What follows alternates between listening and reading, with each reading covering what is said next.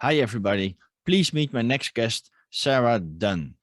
She's helping people declutter and organize their things, leaving them with space that matters most to them. And she has the perfect surname because her surname is Dunn, of course, and her company name is Getting Things Done. And that's exactly how Sarah does it. She also says that organizing is so much more than house cleaning. It's actually more therapy. And I know that, I'm a mindset specialist, and I know that decluttering your environment will also decluttering your mind. So that's why Sarah also says that the work she does stems from empathy. She loves to help people and see them transform actually when she's doing the work. And that's, I think, the most rewarding what you can ever do. So please welcome Sarah. Welcome, Sarah. Thank you for being here. Thanks for having me. Appreciate it. Would you like to share how you started out as a decluttering expert? Yeah, sure. So, starting from a young age, I was always wanting to reconfigure my space. I just realized my environment really affects how I show up in the world. So I would, a couple times a month, or not a couple times a month, a couple times a year, I would go through all my things, rearrange my room. And then friends started to pick up on that and know that I really liked to declutter and help them organize. And then my professional background actually stems from working in events. So I was working for an event venue in San Francisco for about 5 years. And during that time, when we would be running an event, and there was a little bit of downtime for me, I would go downstairs to our storage unit and I would reconfigure everything and organize it because we were constantly going through cleaning supplies and other event-related things. So while I was working there, the owner purchased Marie Kondo's book for me. And if you don't know who Marie Kondo is, she's like a Japanese organizational specialist. And she's the woman who came up with this concept of, does this item spark joy for you? And when I read the book, I was like, oh, so this person speaks my language. Like, this is how I see the world. And I'm pretty ruthless. Like, if this item doesn't spark joy or if it doesn't have a purpose in my life, then I either pass it on to somebody who does, somebody who might benefit from it, or donate it, get rid of it in some way. So from there, I wanted to, after I kind of got burnt out in events, I wanted to start this organizing job. It took a little longer than expected because the pandemic hit. So I ended up taking a remote job for about a year. But once the things started to open back up, I decided, okay, like now is the time. That was about a year ago. And it's been pretty busy ever since. Yeah, I can imagine. Yeah. How is that in the US as well? Are people more working remotely now, and they discover that their environment is not fit for working actually? Yeah, I think so. I think that played a huge role into like the success of the beginning of my business. Is people had been working at home for about a year and a half, as I was starting this business. And so they were spending more time around their things and also having to turn their living room into also workspace or use their spare bedroom as their office or whatever. So, they're finding that they were having to like make use of these spaces for multiple ways. So I think that really helped when I started this business. They're like, okay, I need someone to come in and like help me rethink this. This is not working for me. Nice. And are the clients themselves that ask you for help, or could it also be their spouse that's asking them to help them? A little of both, for sure. It's funny. I often work with couples, and the wife will always be like, well, he has so many old CDs and we don't even listen to CDs anymore. And then he'll say, well, she has so many hair products. And I'm like, everyone's guilty. We all have our thing. And it's really easy, I think, and this isn't, this goes for both organizing and other things, is it's really easy to see other people's defaults more than your own. So I don't know, it's funny. Yeah, that's also what I always say, we don't see our own blind spots, and we need an external person to show them to you. So I guess it's the same with your decluttering activities. Yeah, I think it does help when the person reaching out is the one that actually wants to has finally like hit their breaking point, and they're the one that wants to get organized. I mean, I think you know this in the work that you do, is like you can't ever change another person. Like the change has to come from you, or you know, your desire to change has to come from within. So yeah. Is it hard for your clients to ask for help, or do they feel a bit ashamed when you arrive at their home? 100%. Yeah. So many people, I mean, I commend them so much for finally reaching out and saying, okay, I want to get help. And then when I show up to either do a consultation or for the first day on the job, they're like, oh, I've had so many people be like, I'm so embarrassed. Like, oh, it's such a mess. Or like, because it's so intimate. I'm going inside. I've never met these people. And then I'm going inside and looking in all of like the dark corners of their house, which to me is like looking inside their brain. That's how I see it. That may be like a little too deep for people, but I think it really does show. You see a lot when you open up and you expose the way like these people are living. I am like, I don't think anything of it, right? I've seen it all. I've literally seen it all. And every day, in some ways, every day surprises me, and at the same time doesn't surprise me at all, because I'm like, oh, this is the weirdest day. But yeah, people definitely feel that sense of embarrassment or shame, and I always remind them, like, you're taking the first step. Like, this is awesome that you're reaching out to get help. So there's nothing to feel ashamed about. Yeah, I know what you mean. You know, I have the same with my clients as well. Sometimes they feel ashamed to share what's bothering them, and then by giving them positive feedback, you know. But you're here. You took the first step, so you're ready to transform, you know. And it may be awful what you've been through, but it's so rewarding that you are able to help them. Definitely. Yeah. Nice. So could you do your clients also transform once you've helped them? Would you be able to say that? I think so. I mean, I get a lot of people, you know, it's weird because from an external perspective, if people look at my social media or my website, they go, okay, she like redid someone's closet, or, you know, organized their garage. And it may seem like a very superficial thing. But deep down, I mean, I had a client yesterday, she's 80 years old. She's writing a book. She reached out to me a couple months ago saying, you know, I'm getting older. I don't want to spend the rest of my time looking for things. I have this desire to write and finish this book, and that's what I want to focus my time on. And so we went in, a team of 3 people, completely reorganized her space. She got rid of a fair amount of stuff. She passed a lot of things on to family members with a story. And she said to us yesterday, like, you have completely changed my way of living. And I'm so excited to be able to sit down and focus and not worry about like the other things. Even though she kept a lot of stuff too. It's not like we went in and just like threw out her belongings, you know? No. We just made sense of it and gave her the opportunity to go through a lot of things. And so I think it has a much greater, the work that we're doing has a greater impact on people than just like, oh, we color coded their closet. It's like, no, it's like a massage for the brain. And people do really walk out transformed on the other side. Oh, I can imagine. You know, it's what you say. It's so much more than just declutter, and it's not only that hoarders are benefiting from services, right? It's just the average person that's already helpful. If you make their environment more efficient and more, you actually bring them more clarity, not only physically but also mentally, I guess. Yeah, absolutely. Nice. Yeah. So, have you ever also, and that's something that I remember, that sometimes you get this remark from, please don't clean up my stuff, otherwise I can't find it. Have you met those people as well? Yeah, I mean, there are some people that operate, you know, they're in a chaotic environment, and yet they feel like that's where they do their best work.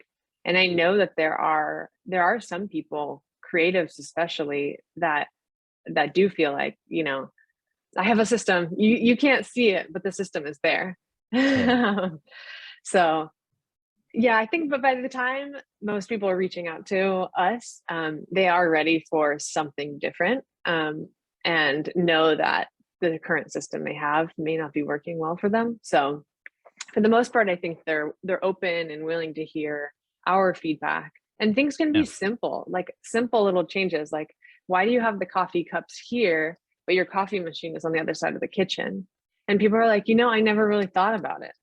Yeah. And I'm like, for me, it's like I would just put them right above the coffee machine. That's just an Yeah. example. So sometimes it's just pointing out these little things that people are like, oh yeah, I've never realized like how inefficient I set up my space, or I never thought about it when I moved in here. I just put stuff away and then I had to like live my life. Yeah. And now we're here. So Yeah. Yeah. It reminds me of the story. I'm not sure if you heard it, but it's the story about this woman that's cooking for Christmas, and she has this big meatloaf, but she's always cutting off the edges, right? And her daughter sends to her and she asks her, Mom, why are you cutting off the edges?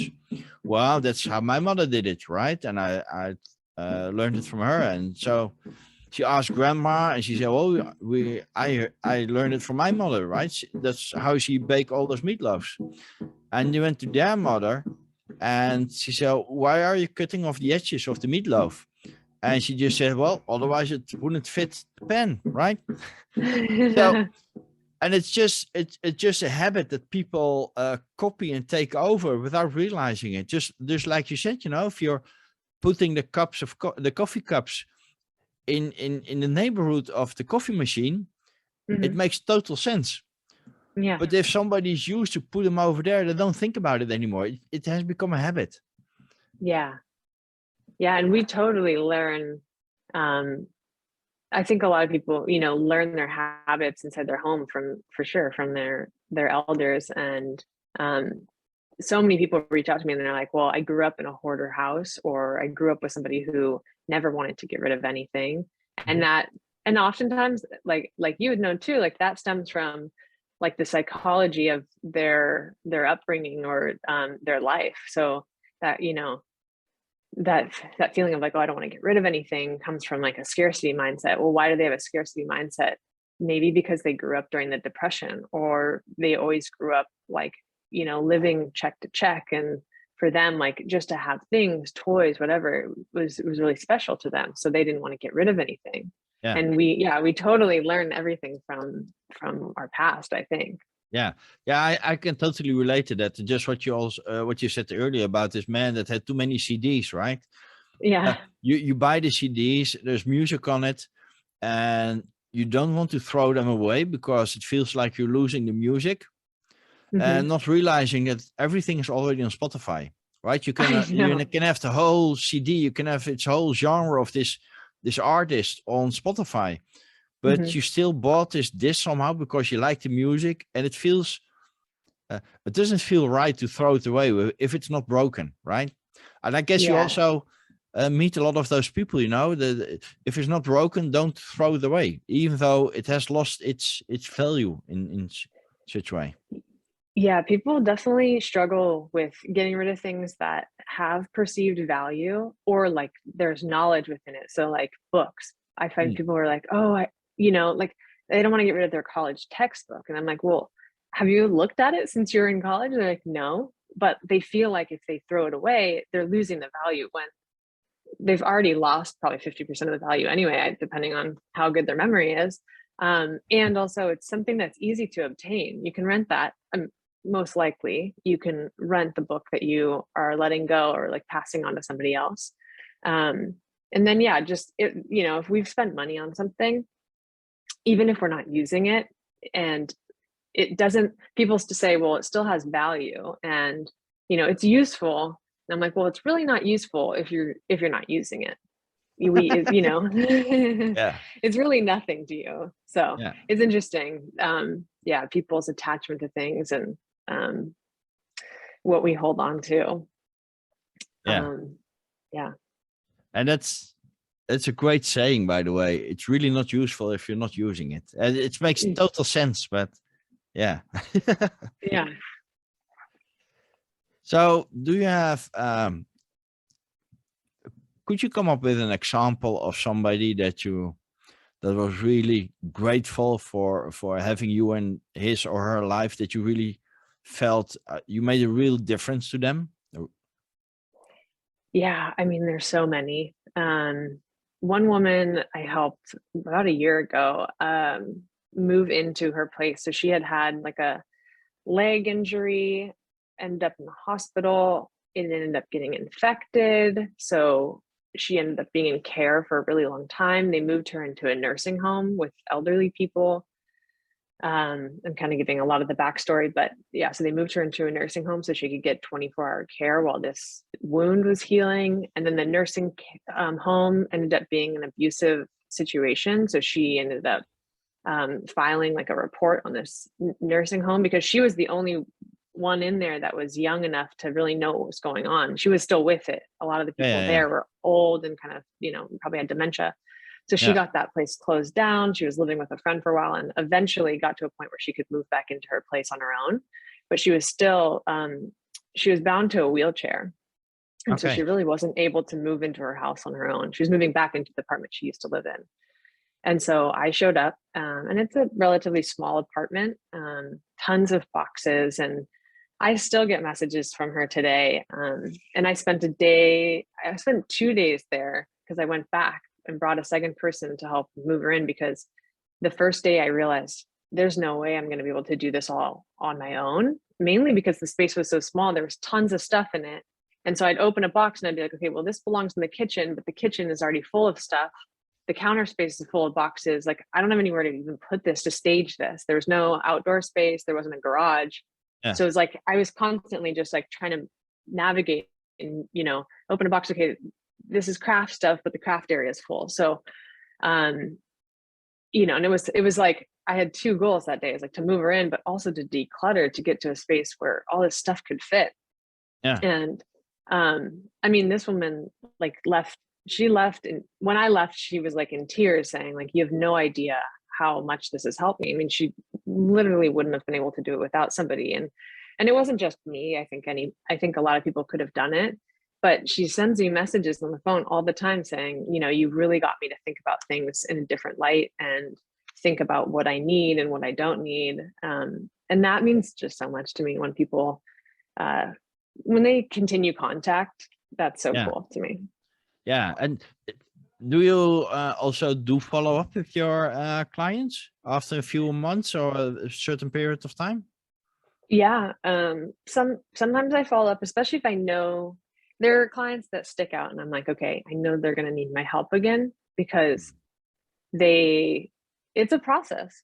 Oh, yeah. Especially if they are addicted to shopping or have more things than the average person.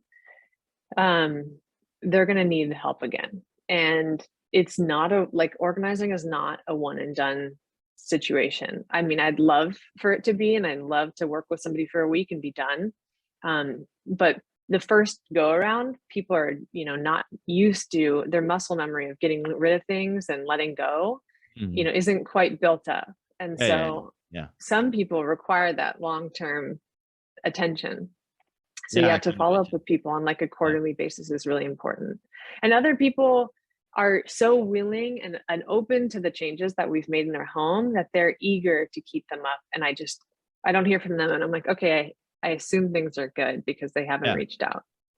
Yeah. It reminds me of when we go on holiday, we go to a camping site. Uh-huh. And if you go to, you have those central washing buildings, right? And Uh-huh. if you go in and it's clean, right? You don't want to mess it around, you Mm-hmm. just feel this urge to keep it clean, Mm-hmm. right? And I think that's applicable at your house as well. If it's clean, then you want to keep it clean. It doesn't feel right if there would be any mess around, just leave it there. It doesn't feel right. So Yeah. I guess your clients are also adapting a new lifestyle once you've been around. Yeah. Yeah, absolutely. And I think something that we do and we come in and do is we establish systems for people. People are so used to not having a system. So they're like, I'm always losing my keys. And so, but they don't like know what the solution is to that. And I'm like, well, you put it in the same place every single time. And we're going to set that place up today, you know? Yeah. Um, So I think that's where we really benefit, or where we come in to help people, is we're setting up the systems, and systems are easier to maintain if they're already established. Yeah. But for somebody who's not like very spatially aware, or that this isn't, they're not built with this gene, they're like, I don't know where to start. Yeah. That's where they reach out for help. And then once the system is established, they're like, yeah, I want to maintain this. Yeah. And I guess a lot of your clients are also feel overwhelmed, not knowing where to start and stuff like that. And that's the beauty of again, your company name, Getting Things Done. Is just get started. It doesn't matter where, you just have to get started. Yeah. It's funny how many people will use my business name when they reach out to me and they say like, I just want to get it done. Yeah, exactly. They don't mean to be like clever or funny. It's just a common thing they say. And just having the momentum of us there and getting things done, I think it inspires people to do other things. Like I went back to a client yesterday who we hadn't seen for a couple of weeks, and she had a full house cleaning team. Like we do organizing primarily, but they're doing deep cleaning. She had her kids out front, like blowing leaves. They were just moving things around. I was like, wow, I think we really spurred some action inside of them. Yeah. Nice. And then I just wanted to make one note, because you brought up camping, and I think that this is important to say to people is, I think camping and doing trips like this, where you have to be, especially if, whether it's car camping, you take your car and you pack it up with things, or backpacking, either one, you still have to constrain yourself and be like, okay, what do I really need on this trip? I'm going to make food, but like, I don't want it to be too heavy because I'm going to have to carry it, whether it's just from the car to the campsite or on my back. I think you gain a lot from going camping and paring back and living with the essentials. But I think it's a good exercise to do, is like do little trips like this. It reminds me as well of a television series I saw about tiny houses. Tiny House Nation. That families have this ideal image of living in a tiny house, not being bound to a certain area, being able to move around. Mm-hmm. And if the team goes in their current house and show them what it means to live in a tiny house, what space it is, the people are actually shocked to realize what it actually means to live in a tiny house. Yeah, totally. And it's so funny. I mean, I said earlier, we're all guilty of our own things, of what we hold on to and how much stuff we have. And I'm like relatively minimalist in terms of what I own. And I still have, 10 different pots and pans, and I primarily come back to one. I come back to one that I use all the time. I don't really use it for like soups, although I'm not eating soup very often, but I can make stir fries and eggs and like basically anything in this one pan. And yet it's almost like, why do I have the other ones? And I'm just going to say one other thing is like, I don't know if you know the story of Twitter and why the guy like started Twitter, what he thought about it. Are you still there? You look a little frozen. Yeah. Oh, there you go. Okay. So Jack Dorsey, when he was starting Twitter, originally his concept, I had never really been a Twitter user until I heard this story, and I was like, oh, I love this. He wanted a simple and short way to get information out to people. So you could basically be like news on the spot, and you would type a little thing saying, oh, there's an accident at 34th Street and A Avenue or whatever.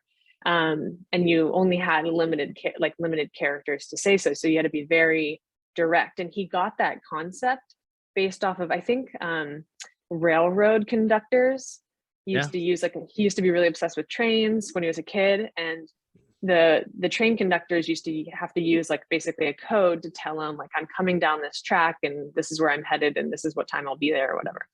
So he kind of took that concept and made it into what Twitter is. And granted, now there isn't a character limit on Twitter. I think you can, or maybe there is, but it's not 180 characters like it used to be.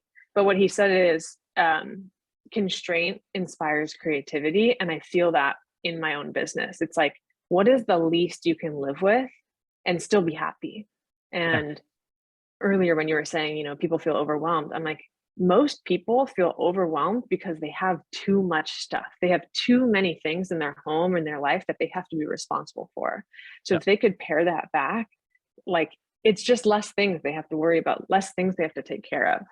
So that's all. Yeah, and then that's beautiful what you just said, and also what you said. Does this item spark joy for you? I think it's such a powerful question to ask yourself.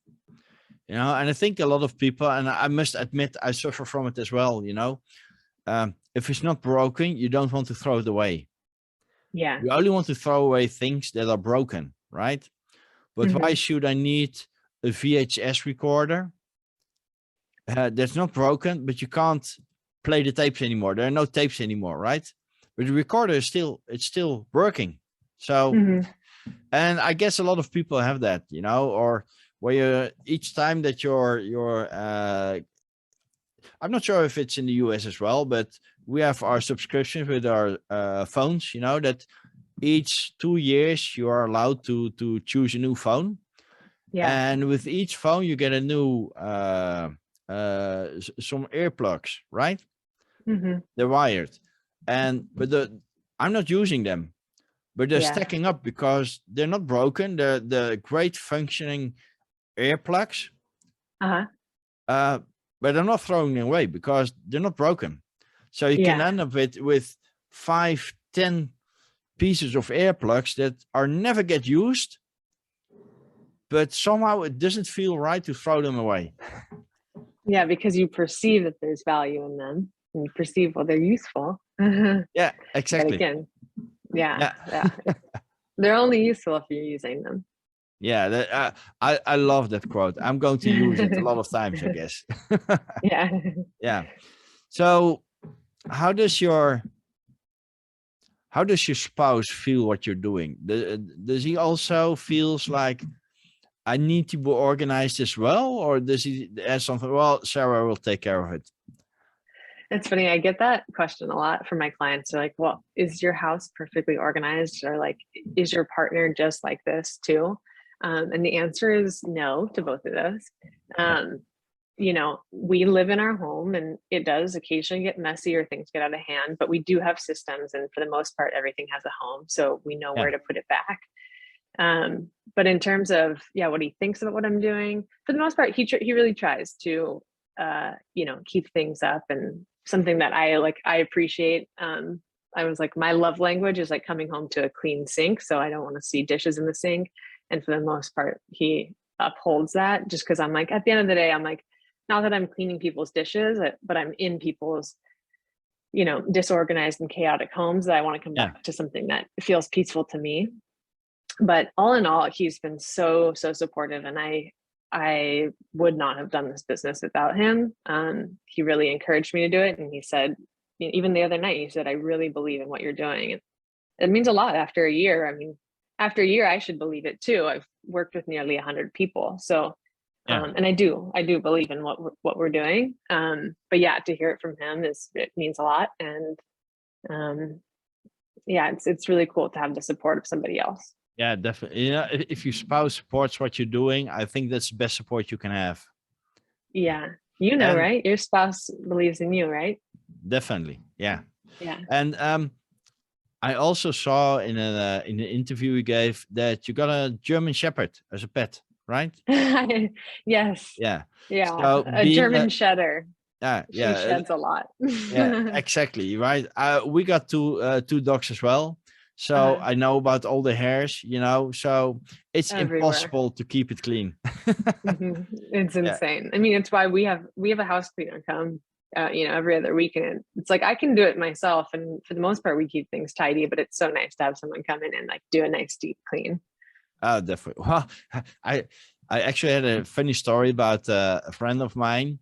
He has a house cleaner as well, but his dogs are also shedding so much hair that he's vacuum cleaning before she comes, before he's a bit ashamed of all the hairs around. Yeah.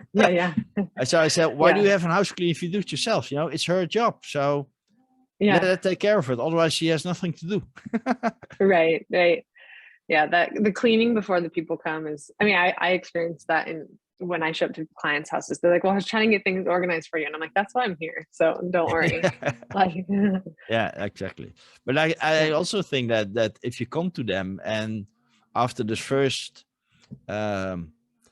impression, that you have of the people, and you make them feel secure, so to speak, right? That it's you Mhm. make them feel safe, that it's okay for them to be there, and that's the reason why you're there. I Mhm. think it can also it can also be a release for them, that I don't have to put up a mask or pretend that I'm somebody that I'm not. They just can be Mhm. themselves, and I think that's also some added value what you deliver when you help them. Yeah, I love that. Yeah, it is cool. And like I said earlier, I mean, it's so intimate what we're doing, and I commend these people for reaching out and trusting basically a stranger to come into their home and evaluate how they're living.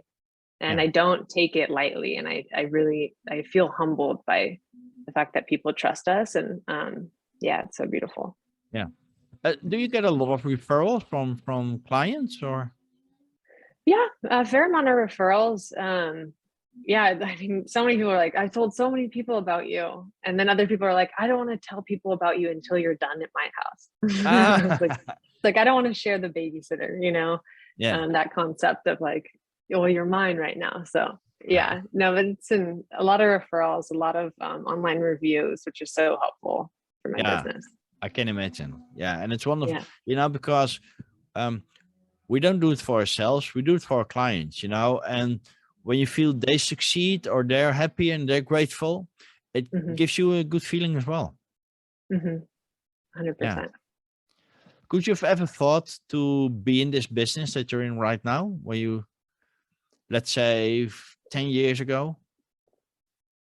10 years ago, I would not have thought I'd be here at all. I did not see myself going this direction. But I'm so glad I did. I really am. And Yeah. even a year ago, my goal was to work with 10 people by the end of the year. And I worked with like 75 by the end of the year. I think we're at 90 clients now, something like Ah, that. yeah. So, in 1 year to like 9 times my goal was massive. And it's been so cool. I've met so many cool people, and something I do want to say too is like I had this idea that I was going to be working with like truthfully some like weird people, like people that are just living in really gross situations or just don't have their things together. And the truth is most people I've worked with have been really professional. They're really good at what they do. They're really big in their industry or really smart, really creative or whatever it is. And their brain just, this isn't where their brain is like, their house and their environment. That's not what they focus on. They're focused on building their own business or Mhm. being the Yeah. best lawyer that they could be or the best doctor. And so to Yeah. have somebody like myself, a professional in my own industry come in, they're like, yes, this sense of relief that, oh, I'm still good at what I do, and this person is helping me so much as well. Yeah. Nice. So what you just mentioned, having a goal of helping 10 people, and you already helped over 90 people, which is great, of course. So what's your outlook for the next year? What would you like to be able to achieve? Ooh, good question. For me right now, my big goal is I'm focusing on building our team. So I have 3 women working for me right now, 2 primarily, and I'm just bringing on this third. But with that, bringing on other people also means I have to up my marketing strategy and bring in more business to make sure that I have enough work for 3 other people. Yeah.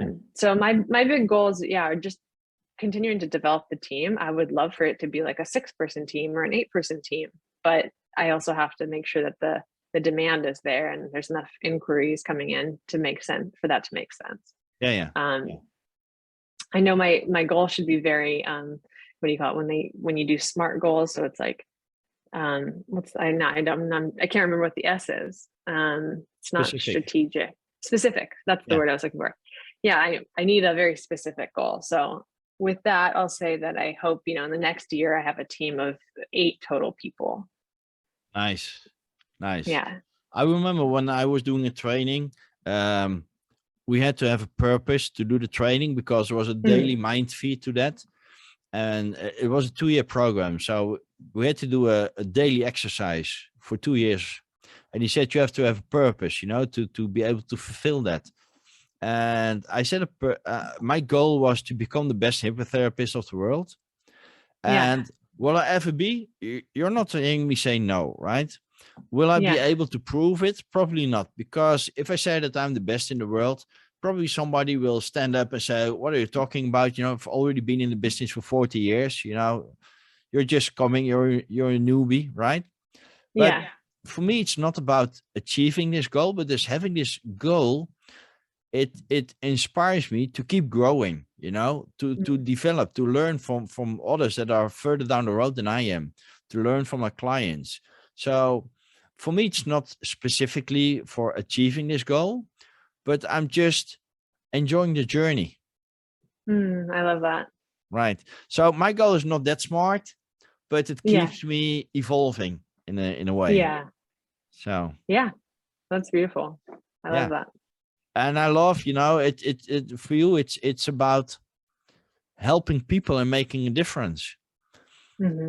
and if you can leave a legacy like that and you can make this positive impact in their lives, it's I think it's the most rewarding thing you can do. I totally agree. Yeah. So now that you have been an entrepreneur for some time, do you have any tips or little pieces of wisdom you would like to share with the audience to inspire them as well, or something that you think everybody aspiring entrepreneur should know? Yeah, I have 2 things. I know a lot of people want to go into business for themselves, and I think they should ask themselves what is their intention? What's their purpose behind going into business for themselves? Do they just want to tell people they have their own business? Do they want to do something specific that they know they have the ability to do and to offer people, and they could build a business around it? So think about your intention, kind of like we were saying before. What's your intention? What's your purpose for wanting to start a business? And then, if you're having a hard time figuring out, okay, what is it that I want to do? There's that like Venn diagram called Ikigai. Have you heard of Yeah. this? Yeah. I Ikigai. know what you mean. Yeah. So it's like, finding, I think I wrote it down. It's like finding your, like what you're good at, what you can make money from, what the world needs. And then I'm forgetting what the last one was. But think about like, okay, what do people always come to you for? And is that for me, it was like, oh, I need Sarah to come declutter my closet. I need her to help me. I need that like accountability partner.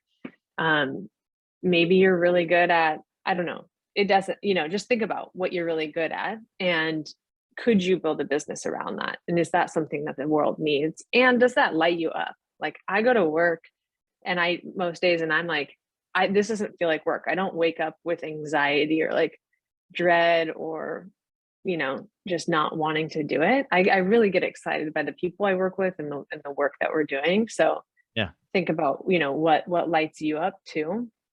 And then the last piece of advice, and I think this is more so coming from my experience as like a service-based business, which is very different from building a product or building a platform or something like that. Yeah. My business took very little investment to start. And by very little, I mean somewhere in the range of over the course of a few months, like I would say somewhere between $5,000 to $10,000 by the end of it, which may not seem like that little to some people, and I do understand that, but in the grand scheme of things, like it did not take $1 million to start, or even $100,000 to start. And are you willing to give up $3,000 or $5,000 to try something for a few months and see if it works out? Because for me, that's ultimately what my partner said. Give it a try for a few months and see if it works out. And if it doesn't, you can always go back to the way things were. You can always get an events job. So knowing that it's not going to take a ton of money, or it doesn't have to, at least in terms of a service-based business. Perhaps you're like a photographer, and you're really good at, shooting people and you do it for fun and that lights you up, like ultimately what you really need is a little bit of money for marketing and a website and maybe some camera gear, and you That's can start your business. yeah, exactly. You know, So you don't need a great office to start your business.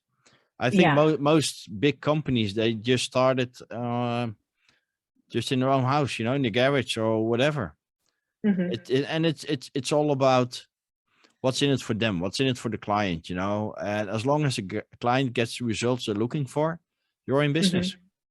Yeah. Yeah, so great piece of advice indeed. So if people want to know more about you or get in touch with you, how can they do that, Sarah? Yeah, they can go to Get It Done, DUNN, this is my last name, Mhm. .co. And that's the same as my Instagram handle is getitdone.co. And we can connect there. Nice, nice. I really love talking to you, Sarah. Your energy, you Likewise, know, I just feel how passionate you are about it, you know. And it's not about just decluttering; it's really helping people and being there for them. That's already so much value that you deliver. So I wish you all the best in your business, and thank you. let's see where it takes you. Let's keep in touch. Yeah, likewise. It was so great chatting with you. And yeah, I appreciate the conversation and the opportunity. You're welcome.